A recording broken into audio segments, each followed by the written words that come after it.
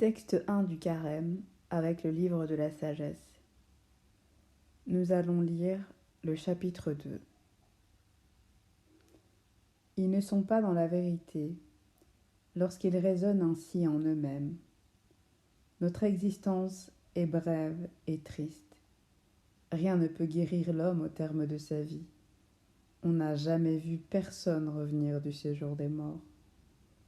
Nous sommes nés par hasard et après, nous serons comme si nous n'avions pas existé.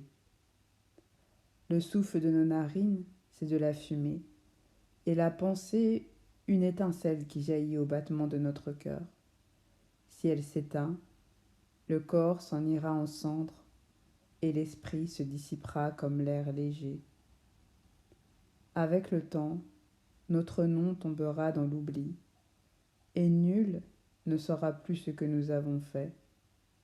Notre vie passera comme un nuage, sans laisser de traces. Elle se dissipera, comme la brume chassée par les rayons du soleil, écrasée par sa chaleur. Nos jours passent comme une ombre. L'heure de notre fin ne peut être reculée. Elle est scellée, et nul ne revient. Alors, allons-y. Jouissons des biens qui sont là. Vite, profitons des créatures. Tant que nous sommes jeunes, enivrons-nous de bons vins et de parfums. Ne laissons pas échapper la fleur du printemps.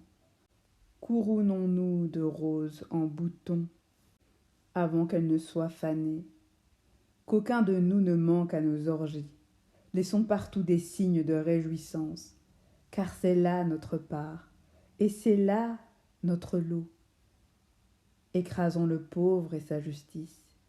Soyons sans ménagement pour la veuve, et sans égard pour le vieillard aux cheveux blancs. Que notre force soit la norme de la justice, car ce qui est faible s'avère inutile. Attirons le juste dans un piège, car il nous contrarie, il s'oppose à nos entreprises, il nous reproche de désobéir à la loi de Dieu et nous accuse d'infidélité à notre éducation. Il prétend posséder la connaissance de Dieu et se nomme lui-même enfant du Seigneur. Il est un démenti pour nos idées, sa seule présence nous pèse, car il mène une vie en dehors du commun. Sa conduite est étrange. Il nous tient pour des gens douteux, se détourne de nos chemins comme de la boue. Il proclame heureux le sort final des justes et se vante d'avoir Dieu pour Père. Voyons si ces paroles sont vraies. Regardons comment il en sortira. Si le juste est fils de Dieu, Dieu l'assistera et l'arrachera aux mains de ses adversaires. Soumettons-le à des outrages et à des tourments. Nous saurons ce que vaut sa douceur, nous éprouverons sa patience. Condamnons-le à une mort infâme, puisque, dit-il, quelqu'un interviendra pour lui. C'est ainsi que raisonnent ces gens-là, mais ils s'égarent. Leur méchanceté les a rendus aveugles. Ils ne connaissent pas les secrets de Dieu. Ils n'espèrent pas que la sainteté puisse être récompensée. Ils n'estiment pas qu'une âme irréprochable puisse être glorifiée. Or Dieu a créé l'homme pour l'incorruptibilité.